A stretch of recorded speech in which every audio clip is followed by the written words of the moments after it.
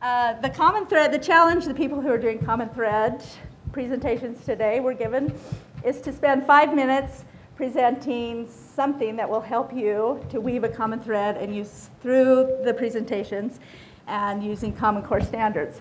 So one thing that I wanted to share with you today that really does piggyback off of what Chris just talked about, a new Web 2.0 site. I thought, all the librarians in the room, everybody's so savvy with tech, what's the newest thing I'm the most excited about? And it's a site called Meograph.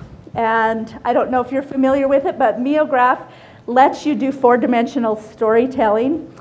You mash up Google Earth, a primary source, a video, any picture, primary source, a video, a link, and you can narrate it. It's slick. You can tell the story quickly. And I'm going to show you an example of one of my favorite Denver residents in a Meograph. Margaret Brown was born on July 18, 1867. Her friends and family called her Maggie. She was not known as Molly until after her death. Maggie left school at 13 because her family needed her to do work. After seeing her parents struggle, she yearned to be rich. In 1883, Maggie moved to Leadville, Colorado with her brother Daniel. There she worked for a dry goods store. In Leadville, Maggie married James Joseph, J.J. Brown. They had 2 children, Lawrence and Catherine Ellen. In 1893, J.J.'s new mine struck gold, making the family very wealthy. The family bought a home in Denver and began traveling and wearing expensive clothing from Paris. Maggie took the opportunity to learn several languages, work for women's suffrage, help the poor, and give money to build St. Mary's Academy. She also ran for the Senate.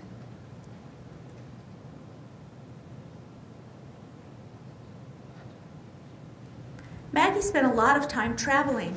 When she heard that her grandson had fallen ill, she bought a ticket home on the Titanic. On April 14, 1910, the Titanic hit an iceberg and sank. 2/3 of the passengers and crew died. Maggie spoke several languages and was able to tell other passengers to continue rowing.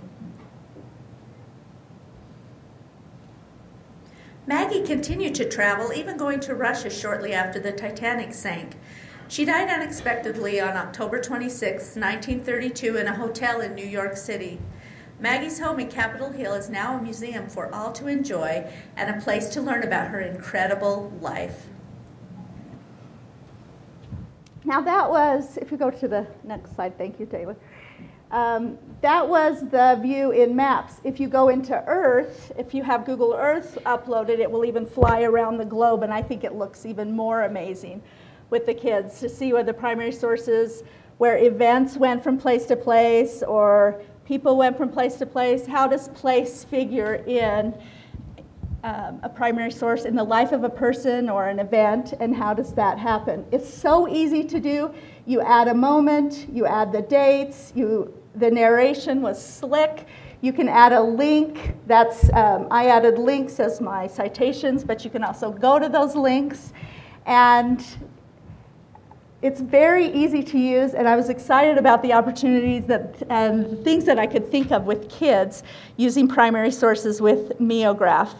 It's very new. I was in a conversation. I emailed the people at Meograph. They got right back to me some of the questions that I had, and so they are very interested in ideas from you. But I hope this is a short snapshot and will get you thinking of ways that you could use this Web 2.0 source to move up that Bloom's taxonomy that you just saw, move up the pyramid, and something new to use with primary sources. So that's your short common thread on Meograph. Thank you.